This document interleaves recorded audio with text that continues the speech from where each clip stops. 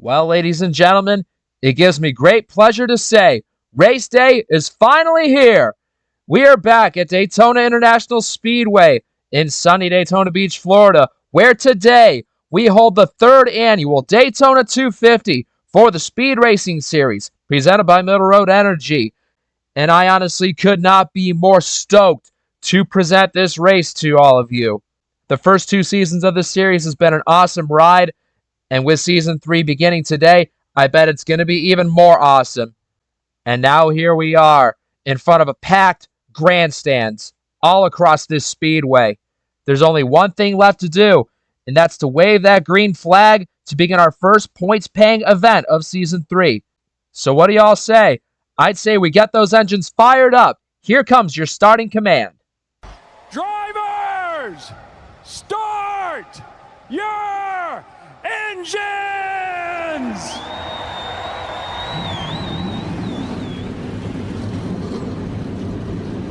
Now that's the sound I like to hear.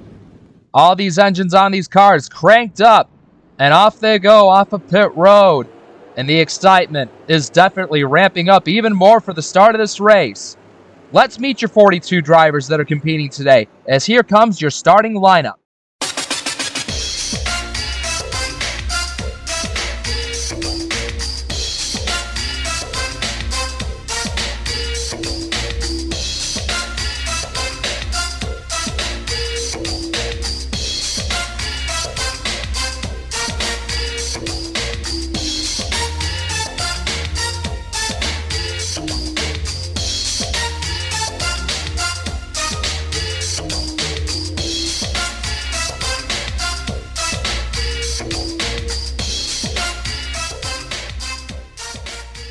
Final couple of turns away from this thing going green.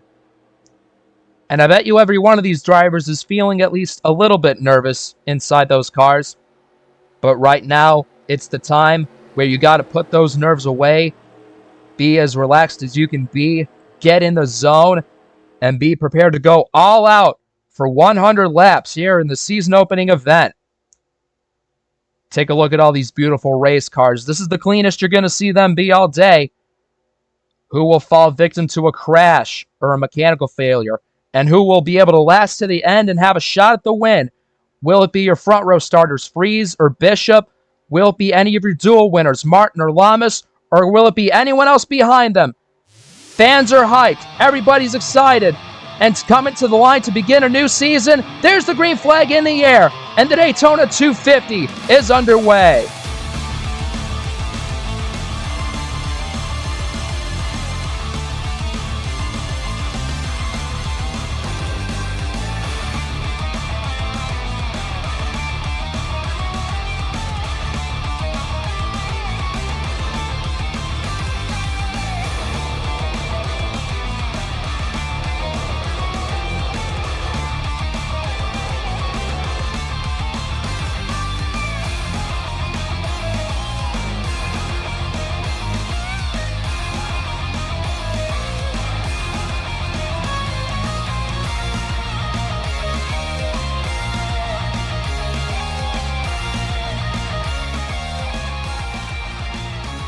A dead heat at the end of lap 1, but it's going to be the 54 of Luke Martin who's going to beat out Vince Freeze and be the race's first leader.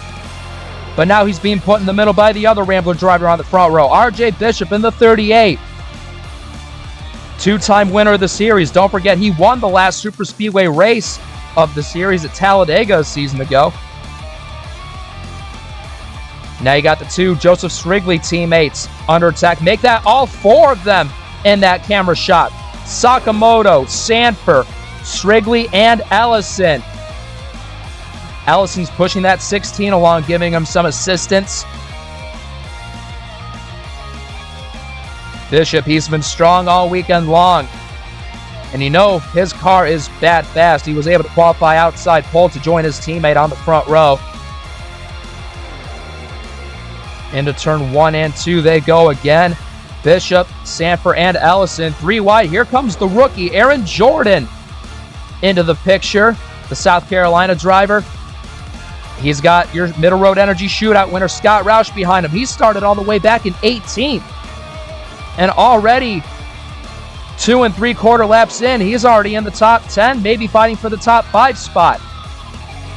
He's got the 18 of Noah Hart behind him, as well as Hart's teammate DJ Curtis. A lot of strong, fast contenders showing their muscle early in the going. Ellison making a bid for second underneath his teammate of Sanford. And he's going to do just that. 3 of the JSR cars on the prowl, trying to take the lead away from that 38, but right now that's looking pretty tough to do. But it's Bishop and Ellison making it 2 orange cars that are leading the field here at Daytona. But Ellison is going to have plenty of reinforcement from Sakamoto and Sanford, but don't fret. Here comes the guy who went tumbling during the Middle Road Energy shootout, Zachary Fitzwater. And also the other Rambler teammate of Scott Roush. Rambler, JSR, and Martin Motorsports. Already after 2 seasons of competition, it's establishing themselves as the big 3 teams of the SRS. Looking to be the toughest among the competition. And they're the ones with the biggest targets on their backs.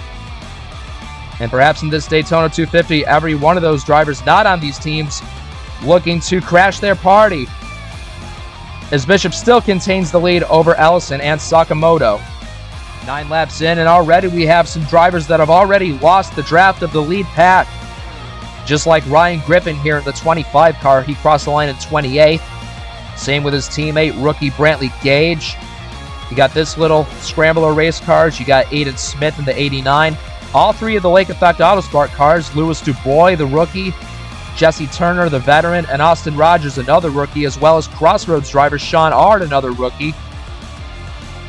They've drifted a little bit behind. Here's the 47 of Shade Eves, who raced his way into the duels, driving his own cell phone, number 47. He has also lost touch, as well as his teammate Neil Cook. Hopefully those 2 guys can link up and catch up with the other cars. And then back here in 37th, Angel Gutierrez, the rookie out of Mexico. He's fallen way behind. And then the final pack of drivers, you got Nathan Ormond, Kyle Rigger, Saber Fox, Cody Goforth, and Bradley Ream. And all these cars pretty much from Ryan Griffin on down. They've had a tough time trying to get their cars aerodynamically adjusted the way they wanted to. And just look at how far the leaders are ahead already. Bishop and Freeze already exiting turn 4. And these guys are just getting into turn number 3. And here's a stat that I'm sure they probably don't want to hear right now. The last 2 Daytona races have gone caution-free, which does sound daunting. And I'm sorry if hearing that doesn't make them feel better. But still 90 laps to go. The best thing they can do for now is just keep on driving and hope somebody at the front of the field really messes up and causes a caution. Because if that happens, they know the field can get reeled back in and they'll all have another chance. No other driver in Daytona is happier right now than your leader, RJ Bishop. Just check it out. 2 packs of 3 wide racing behind him in his rearview mirror. His car running on chocolate and peanut butter power. Is that Reese's machine? Leads at the line again. Bishop leads his 13th straight lap. He has simply been untouchable in this early stage of the 250. Behind him, his 2 teammates. They've got Joseph Strigley sandwiched in between them as Luke Martin gives him a shove. Now Strigley drifts up high. All the cream rising to the top early, like I indicated earlier.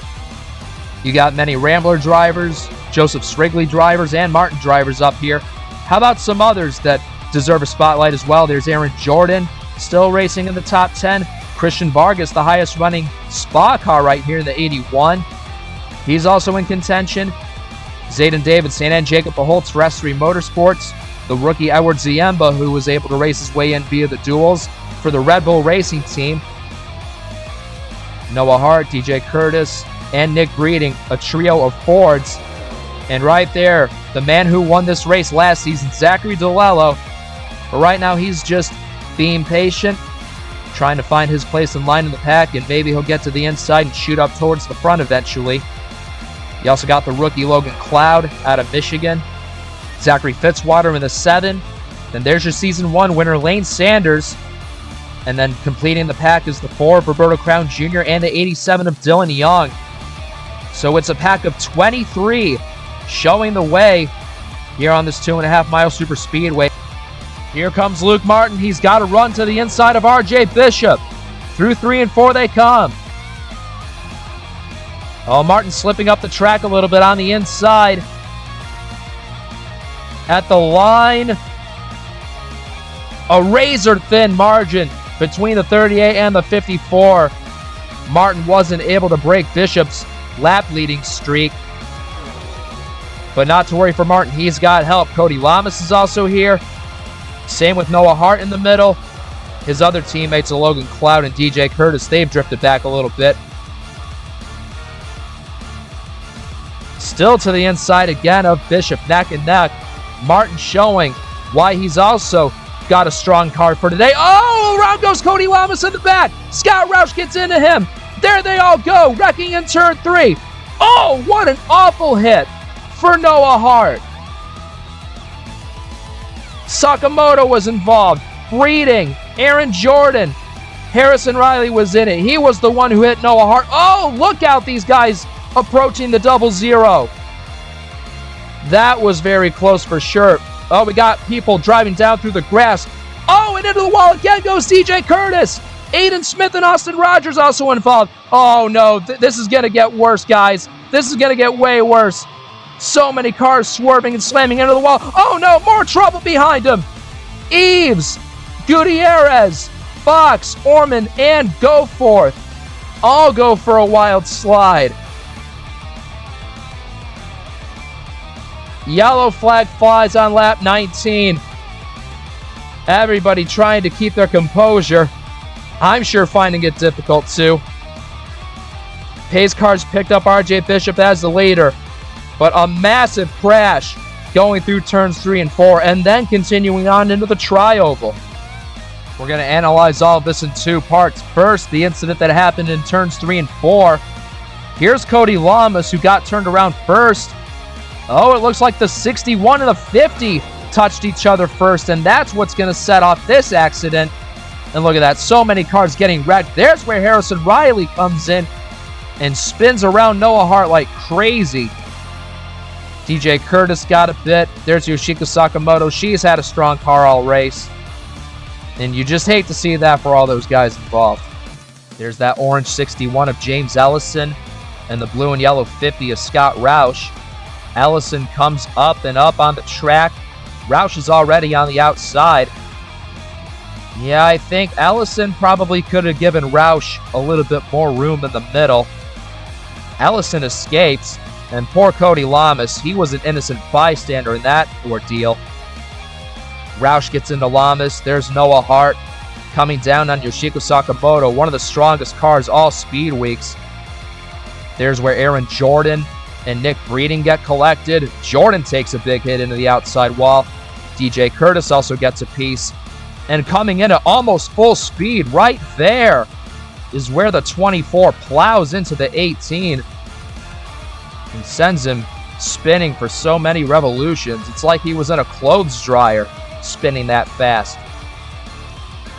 And I am proud to say both Hart and Riley have climbed from their cars. They're both okay. But I can bet you they're both going to be feeling that one in the morning. Cody Lamas was running right behind the 2 leaders when he got turned. And this shows you how your day can get ruined in a split second.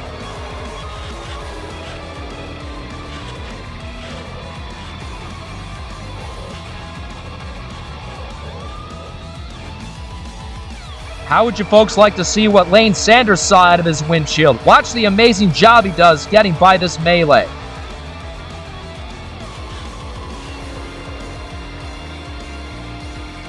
Wow. An epic miss by your Season 1 winner. He makes it through clean. And finally, from the driver who took the hardest hit out of all in that crash, Noah Hart in the 18 Valvoline Ford.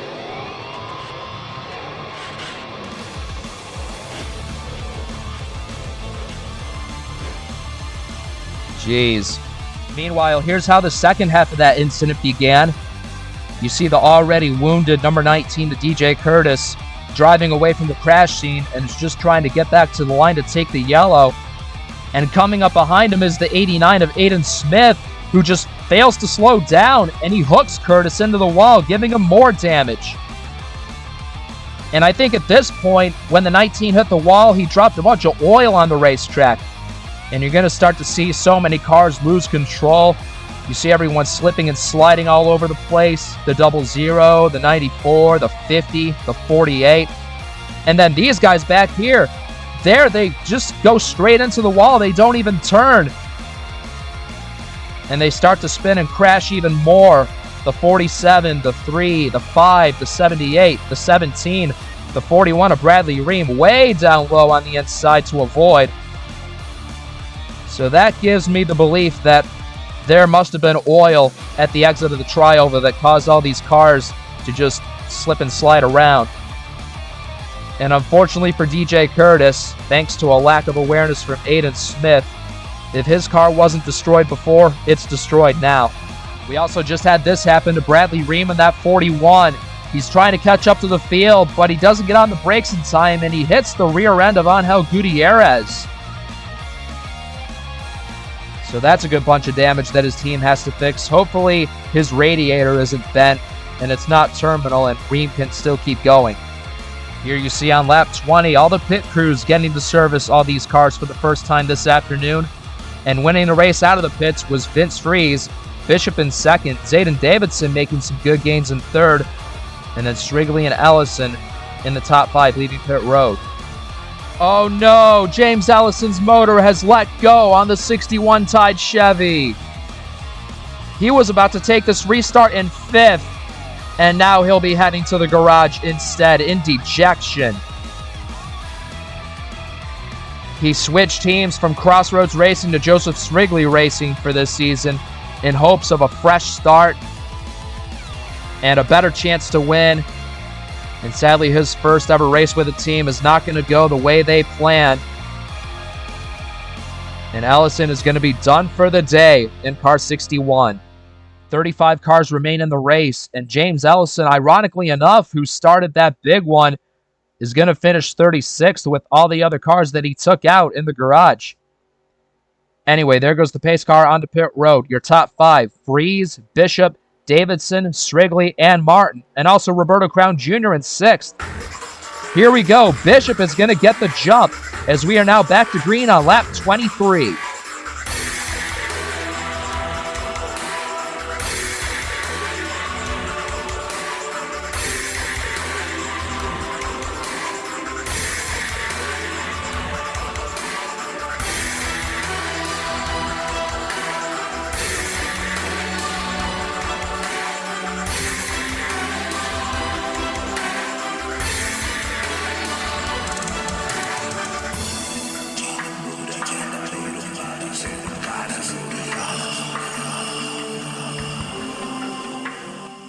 The field drives their way past the accident scene in turn 3. Thankfully, everyone is following order. Oh no, what's this? The 85. Major Robinson pulling down into the pit road right as this race goes green, and Cody Goforth in the 5.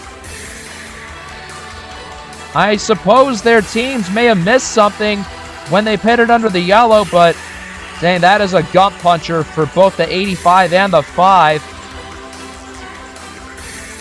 Robinson changing left side tires. Goforth is pulling into his pit. His crew going to take care of whatever's wrong with that car. That's going to be real hard for both those guys to get back in contention. Anyway, Fries and Bishop still side by side. It's a Rambler 1, 2, 3. We're officially 25% of the way through the Daytona 250. Now they're going to approach the 5 of Cody Goforth. The young hotshot out of Mississippi making just his 3rd Speed Racing Series start. And where's that 38 going to go? Down low he goes. And there goes Sanford. He's going to use the 5 as a pick and trap Vince Fries on the outside. Here comes everybody else drawing in towards them. Jacob Beholtz now behind Goforth. And sadly, Fries is going to get unlucky and be stuck on the outside with the 5 in the way. There goes your top 4 breaking away as here comes DeLello in the 15. He's going to shoot up through there. Oh, man, I think they're 4 wide behind him. Yes, they are. The 81, the 82, the 83, and the 4. Be careful. Oh, lots of contact. This could be another wreck.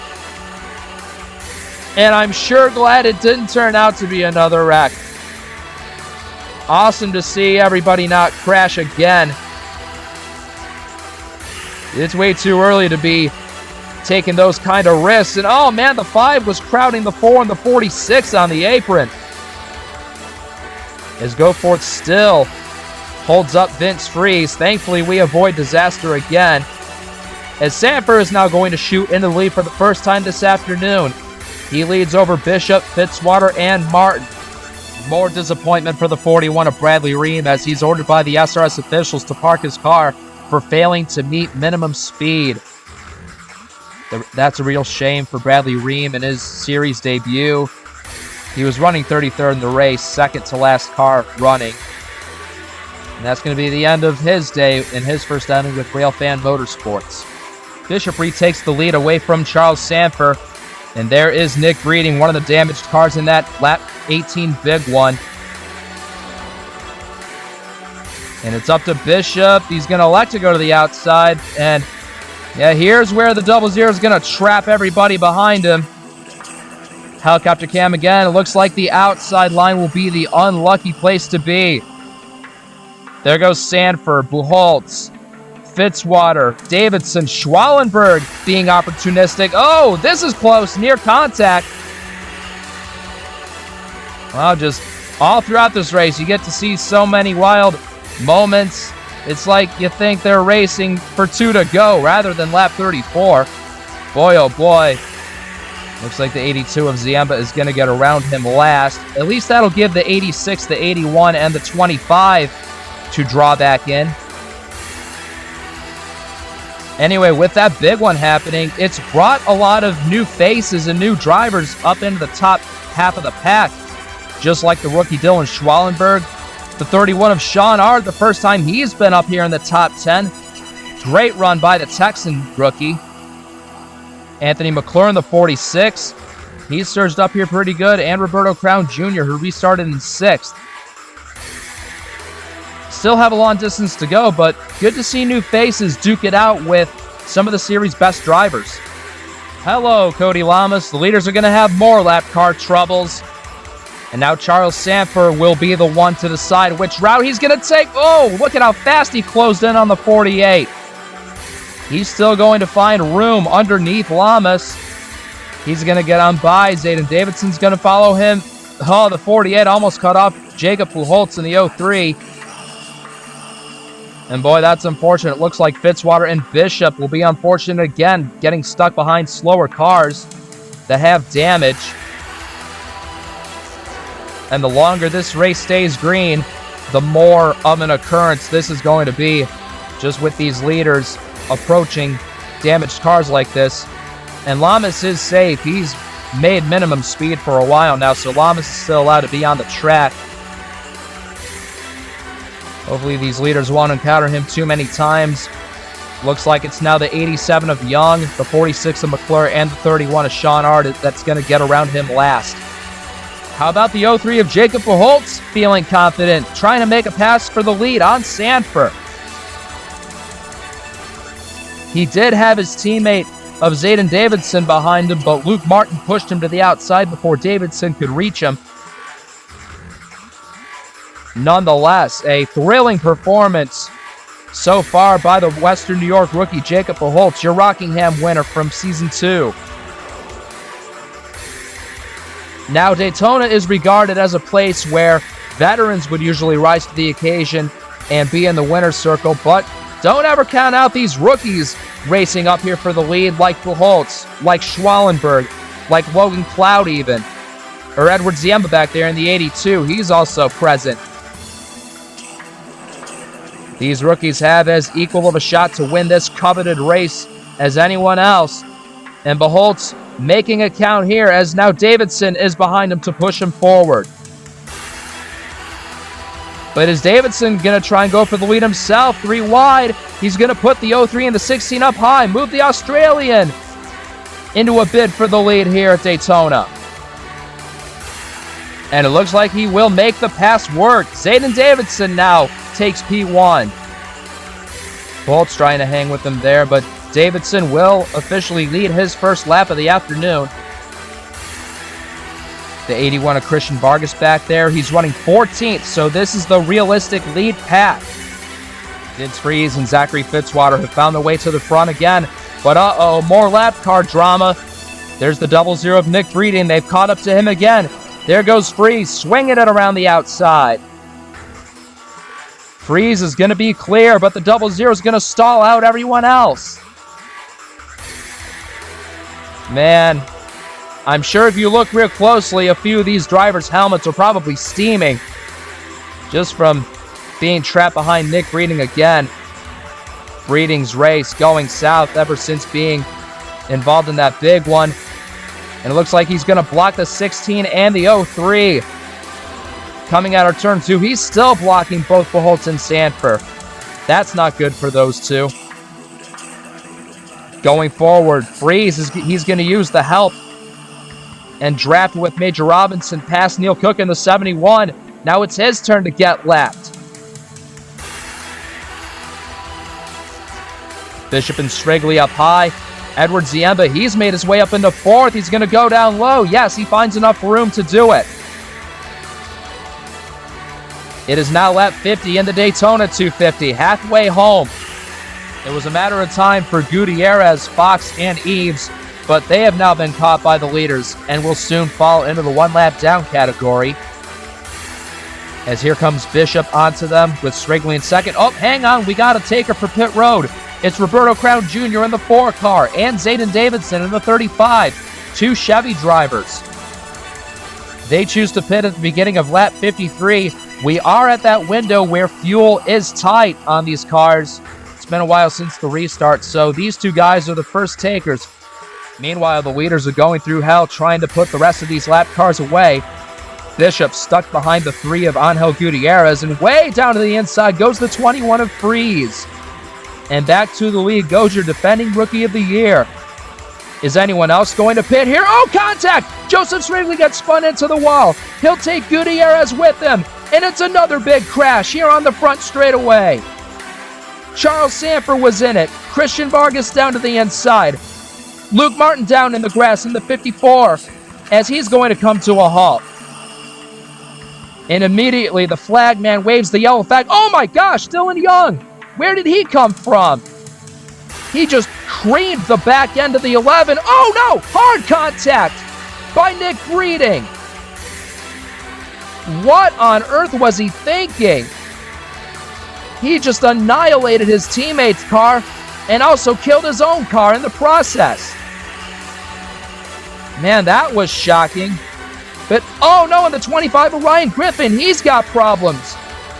He must have gotten a piece of the incident somehow, or his engine is just straight up letting go. Joseph Strigley with a bunch of damage in the 11. There's front-end damage to your champion, Charles Sanford. Angel Gutierrez with damage in the 3 car also. On lap 54, the caution comes out for the second time. Going to focus in on the 11 car of Joseph Strigley here. They're going 4 wide as they go through turn 4. The 11 drifts up onto the 38, and around he goes. Gutierrez also gets spun. Christian Vargas, Luke Martin, Charles Sanford, Zachary DeLello, he also got a piece of it as well. And at first you think everything's fine. You think everybody would know that the caution is out. But some drivers back here like Dylan Young did not get the message. And he's going to slam Strigley right there hard into the rear end of his Chevrolet. And then along comes Nick Breeding. I don't know what this was about, as he makes huge impact with Dylan Young's car, even lifting it off the ground. And just like that, 2 spot cars basically eliminate themselves in the same crash. Looking what happens to Luke Martin as the wreck unfolds ahead of him. He makes contact with the 81 of Vargas. He sails down to the bottom of the track, avoiding the inside wall, thankfully. And in the grass he goes. Oh my! He actually twitches out right there. And then he skids to a stop. Martin trying to back his car up towards his pit stall. There's Dylan Young crashing into Joseph Strigley. Martin getting it to his pit crew right there. And there's the impact with Nick Greening from another angle. And boy, that was big. Thankfully, they're both all right, but still an embarrassing way for both those Spa drivers to exit this race.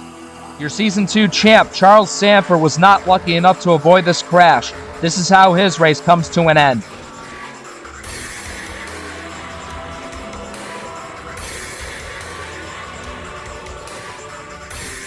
For once, Zachary Fitzwater doesn't get swept up in an incident on a super speedway. Great wreck avoidance by him.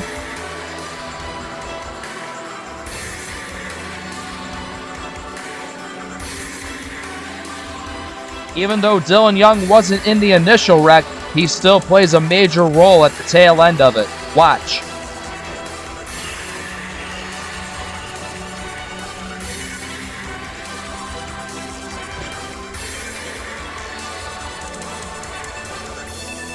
Guess which two drivers got the luckiest break out of everyone under that caution? Zayden Davidson in the 35 and Roberto Crown Jr. in the 4. Because they pitted the very lap before that yellow came out, they were able to stay on the lead lap. And since all the other lead lap cars pitted, they were able to stay out. And now they're both going to get to restart in the top 5. Now that Davidson has the lead, what can he do with it? He's got Vince Freeze to his outside and RJ Bishop on his rear bumper. There's the green flag in the air. We're back to action on lap 58.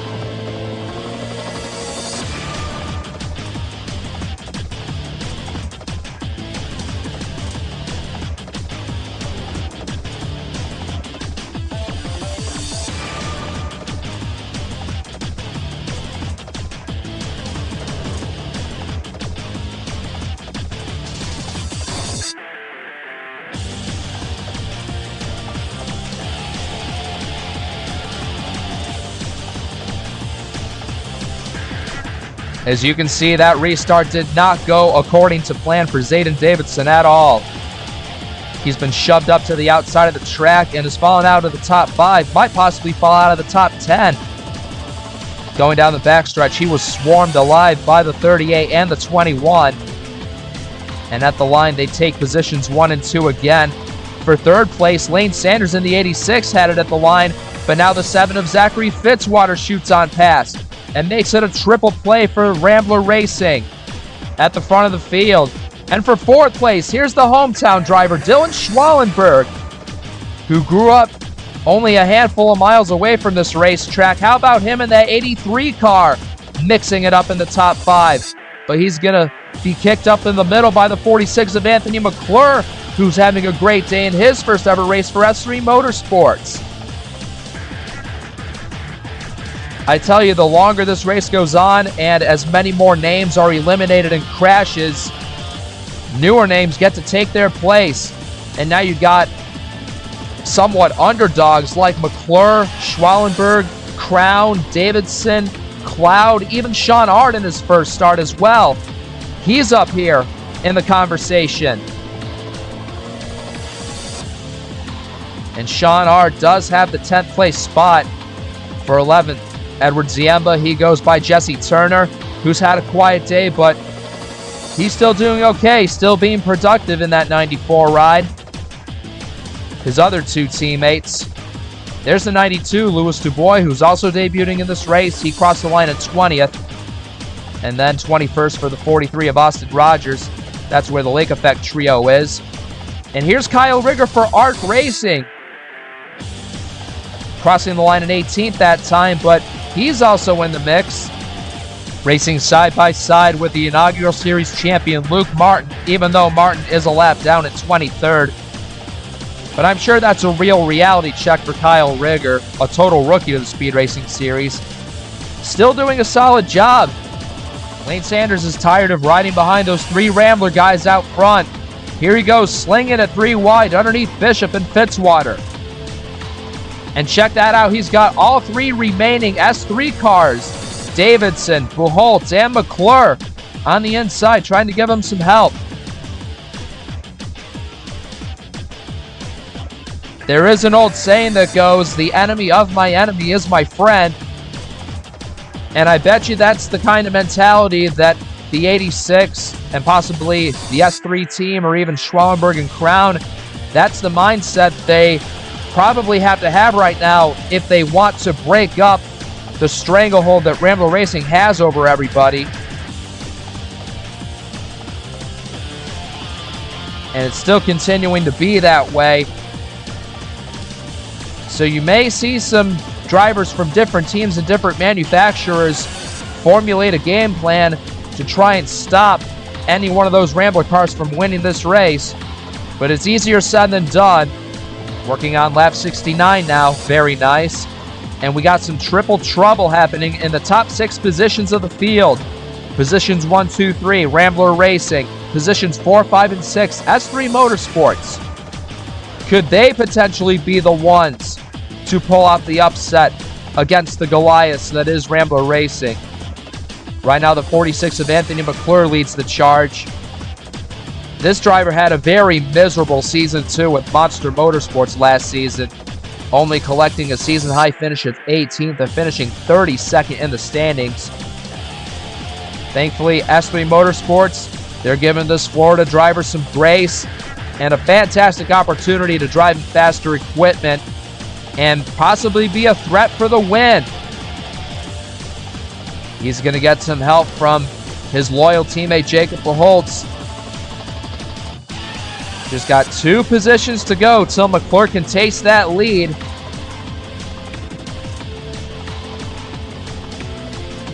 And looking up from above, he doesn't look like he's got enough power to make it happen this lap. He's going to, he wasn't able to slide back down in front of Beholtz, so Beholtz is now going to give it a shot. While the top 10 continue to have their fun, here's the ongoing battle that's happening right now for 11th place. The 20 of Logan Cloud has it, and 3 wide behind him is Jesse Turner, Christian Vargas, and Sean Ard. Looks like Turner's going to get that edge to get into 12th. Brantley Gage right there in 15th. 92 of Louis Dubois for the 3rd Lake Effect entry. Drifting back a little bit in 16th, still doing okay. Kyle Rigger down in 17th. Aiden Smith, Nathan Ormond, 18th and 19th. They were involved in the first caution, losing control out of the tri-oval. They're still chugging along. And then for 20th place, there's Austin Rogers, still riding right there. And I forgot to mention during the caution, Saber Fox did get the courtesy pass. She was able to get back on the lead lap. But then behind the 78, here's Zachary DeLello, your winner from last season. And what a shame seeing him this far down in the running order. That damage he got from that last incident out of Turn 4, it's definitely hindered his car a lot. And now he's paying the price. He's going to do his best to just ride out these final 25 laps. Hopefully still be on the lead lap by the end of it. Leaders have closed in on the 71 of Neil Cook and the damaged 48 of Cody Lamas. Both running 25th and 26th, about to go 2 laps down apiece. Thankfully, everybody's going to sail to the bottom of those guys with ease, and that's real courteous of them, going up to the top of the track and letting them all go past. And oh boy, they're going 4 wide again through 3 and 4. Buchholz, Schwellenberg, Crown, and Cook. Oh, that's very risky, guys. Somebody's got to back out of it. And fortunately, they do. Excellent job by these drivers to avoid calamity yet again. And that's the last thing they need at this juncture of the race, is to get into another crash. Thankfully, these guys are all still in the running, thanks to some good heads-up driving. There's the 86 of Lane Sanders down underneath Bishop and Freeze, trying to give it another whirl and taking the lead away from those boys. And with him being the only Ford against an armada of Dodges, it's like he's bringing a knife to a gunfight, but at least he's not going down without a fight. He just doesn't really have the reinforcements with him. As you see, he's the only one out of his team in the top 10. He's got McClure and Ziemba behind him right there. His other teammates, there's Christian Vargas fighting for 11th place against Logan Cloud, Turner, Ard, and Gage. As now those guys are going to approach Cody Lamas and Neil Cook. And there's the 85 of Major Robinson, who had that unscheduled pit stop under green. He's still 2 laps down in 27th. But since he actually got by the 71 and the 48, he should go up to 25th. And there he does right there. Robinson up to 25th. Vargas is going to try and get away from everyone else trying to take 11th from him. And now Sanders is being pushed up high. McClure and Fitzwater now going to exchange positions for second. And that's all going behind RJ Bishop again as he's in a familiar place yet again, controlling the pack and making sure nobody touches him in his pursuit to win. Well, this isn't quite the ideal situation that these leaders wanted to see. Cody Goforth, Saber Fox, Austin Rogers, and Zachary DeLello all located in front of him. And whoa, Fitzwater almost washed up into the side of Bishop. As once again, these leaders are going to be clogged up by lap traffic as the 15 of DeLello holds position number 20. And out of the pits goes Brantley Gage in the 65 from 15th. It's been about 35-ish laps since the restart, so the fuel window is getting tight for everybody at this point. No one else can make it from here on out. Everyone will have to come down pit road one more time to make sure they're all good to go to the checkered flag. DeLello and Beholtz are going to get by DeLello and Goforth. Thankfully, no problems there. Are they all going to pit right there? Oh, Davidson and Rogers. Sanders and Davidson. Lots of contact. Oh, and what is Zachary DeLello doing? He's coming down pit road right from the very top of the track. Oh boy, I bet all these guys are not going to be happy with Zachary DeLello for pulling that stunt on them. That's going to cost these guys so much time. And getting away from it all is Fitzwater, Beholtz, and Freeze. Look at how much of a margin they've built up thanks to the 15 cutting across everybody. Who's going to head down pit road here? Fitzwater, Beholtz will stay out for another lap. So will Vince Freeze. Saber Fox, the lap car. RJ Bishop, Lane Sanders, Dylan Schwallenberg, and Anthony McClure. They all choose to pit on lap 88. Getting word that the 31 of Sean Art has just been involved in an incident. Right there at the end of the backstretch, the motor blows up on that 31 Chevy. And then Logan Cloud can't see through the smoke. He can't slow down. And he plows the rear end of Ard's car, giving damage to the 20. And that is a bitter break for Sean Ard and his team. He was running in 12th place at the time. And that'll likely cause him to drop out of the race and finish down at 27th. That's going to be a double DNF for Crossroads Racing. And here's the 20 of Logan Cloud bringing his car to the attention of his crew. Zachary Fitzwater makes the decision to pit on lap 89. Beholtz is going to get past him and take the lead at the start-finish line. Vince Freeze comes down. Davidson stays out. Roberto Crown Jr. comes in. Luke Martin, he's a lap down. He's also choosing to pit. Neil Cook getting out of the pits right here. With just 10 laps to go, I expect this to be a short and easy stop for that 7 team. Let's see what they do. They're not taking any tires. Looks like it's going to be a fuel-only stop for that 7 team. And Vince Freeze looks like they're going to go with the same plan. And yep, fuel only for the 7 and the 21. And now on lap 90, Jacob Beholtz, your leader, elects to pit to top his car off with fuel and get to the end of this thing. And honestly, that's a very smart play by the majority of these teams to bring their cars in, stretch their fuel run as long as they can, and then they'll only have to make a quick splash and go to get back on the track. Zayden Davidson, Beholtz's teammate, he pits too. And just like I called, it is a fuel-only stop for Beholtz. And also Zayden Davidson, he took fuel as well. Jacob Beholtz rejoins the racing surface, and it looks like he's going to merge out in front of Fitzwater in the 7. But now, can he keep the lead through turns 3 and 4? He's got to block Fitzwater right here to get it done. And he won't do it. Fitzwater is going to go right by him on the outside. Vince Freeze and Edward Ziemba, 3rd and 4th. Great pit stops by those guys. And on lap 92, the leaderboard resets Fitzwater, Beholtz, Freeze, and Ziemba, 1st through 4th. Behind him, RJ Bishop and Lane Sanders, 5th and 6th. And then 7th place, there's Zayden Davidson. Unless a yellow comes out, I think Davidson, Schwallenberg, Crown, and McClure might be too far back. Bishop and Sanders might have a chance to run down the top 4, but they're really going to have to stick together and pedal down as hard as they can in order to catch these guys. And it appears that these will be your 4 contenders for the victory as the laps continue to dwindle down at Daytona.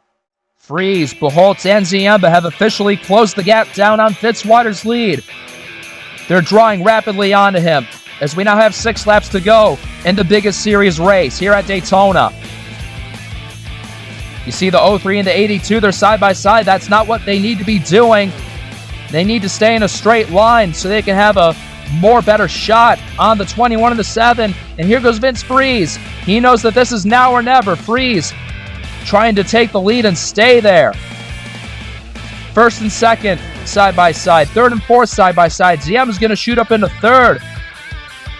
How remarkable would this be if Ziemba were to capture the win in just his first ever start? That'd certainly be something special. 5 laps to go at the line. There is lap traffic ahead.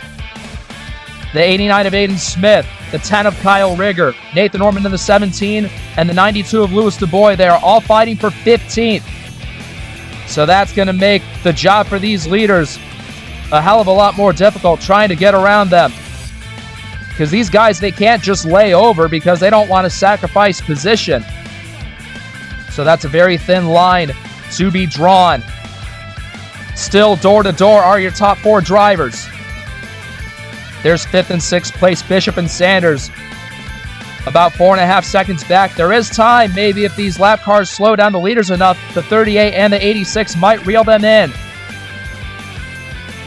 4 to go. The leaders continue to creep up on these 4 cars battling for 15th.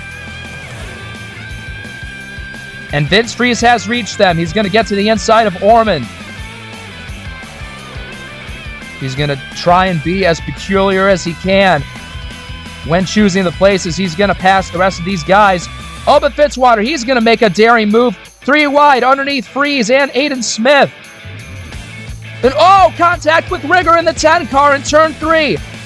That couldn't have ended very badly. Oh, but he's going to slip up the track, making room for Jacob Buchholz underneath. Wow, everybody, my heart is pounding like 25 extra beats per minute just watching all of this. This will be one exciting run to the checkers, I can guarantee you that. Fitzwater splits the difference between the 92 and the 10. Now he's got himself a little more breathing room over Vince Freeze. Freeze and Buchholz remaining on the top. That's Silver 82 of Ziemba down on the bottom. Trying to go 3 wide underneath Rigger and Buchholz. The rookie out of Chicago trying his hardest to possibly score a debut win here today. That'll be one shocking upset, but now the 21 and the 7 scoot away from those boys. 2 laps to go, lap 99. Freeze is going to waste no time. He ducks to the inside of his teammate into turn 1.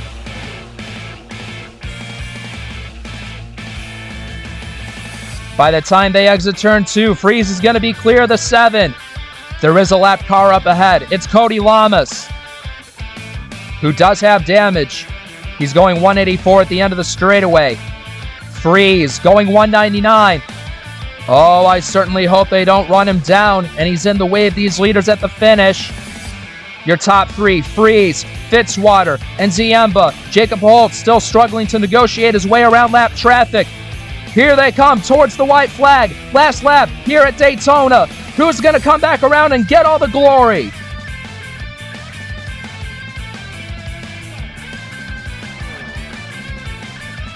Freeze has a car length gap over his teammate. Fitzwater relying on help from the 82 car. Oh no, they are going to catch the 48 of Lamas. Oh man, this looks really bad. Where is Freeze gonna go? High or low? He has to choose right here, right now. Oh, the 48's gonna box him in. They make near contact. Your top 3 all trapped behind the 48. Look at Jacob Buchholz storming around the outside. This is it. Out of turn 4. Fitzwater down to the inside. And here we go. Fitzwater and Freeze in a dead heat to the line. Oh, I don't know who won that. I do not know who won that. What does the leaderboard say? They're going to give it to the 7. Zachary Fitzwater, by inches, is your winner for the 3rd annual Daytona 250. Remarkable.